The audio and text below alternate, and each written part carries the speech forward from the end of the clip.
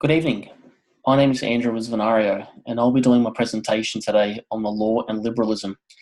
In the discussion question at hand, we will be dealing with the issues raised by examining the evolutionary theory of law developed by F.A. Hayek. To begin with, it is important to note that F.A. Hayek is the leading figure in contemporary evolutionary legal theory. He is best known for his works Law, Legislation and Theory, and the Constitution of Liberty.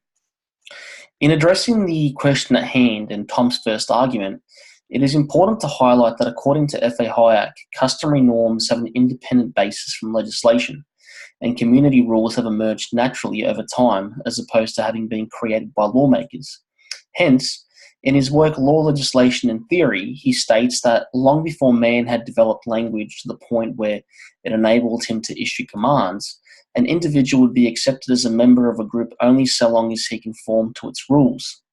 Thus, according to F.A. Hayek, it would seem that the agreement between Jake and Jill is contrary to the customary law of Sierra-land, as they have contracted outside the norms and rules that have been created over many centuries by the Sierra-landers.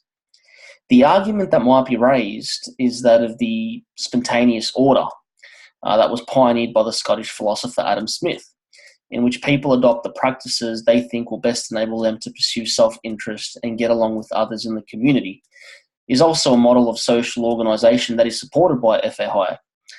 Furthermore, the invisible hand illustration that Adam Smith provides regarding economy theory and how economies organise themselves shows how in free market economies, individuals pursue self-interest and seek to buy commodities at low prices and then sell for higher prices, thus making a profit.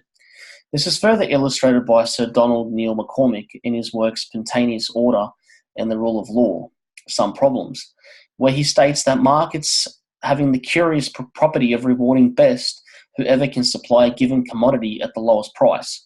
They tend to coordinate public and private interests, though nobody has designed that this should be so.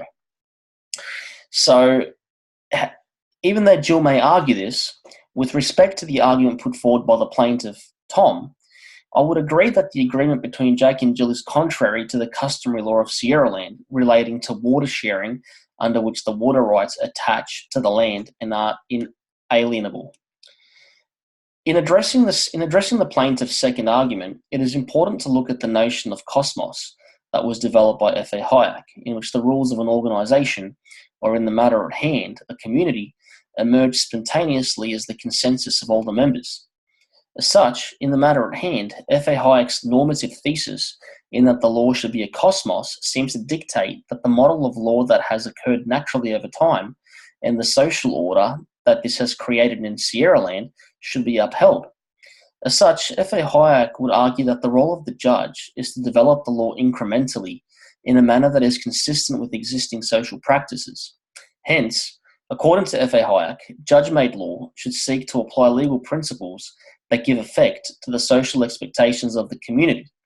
In the matter at hand, it would seem that if the transfer of water from Jack's field to Jill's field was allowed to stand, it could produce a negative effect that is inconsistent with the social expectations of the people of Sierra-land.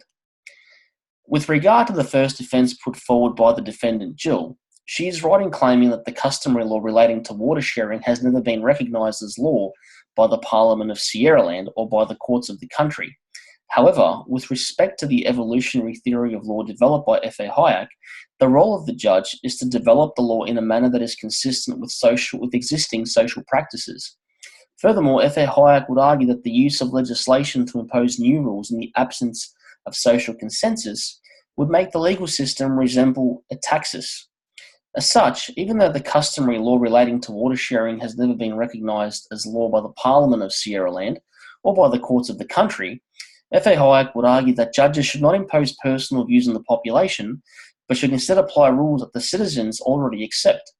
As such, on the facts, it would seem that over the centuries, the people of Sierra-land had developed norms and rules that govern the sharing of the water from the mountain streams, and I would find that the social expectation of the people of Sierra-land warrants that these rules and norms should stay in place.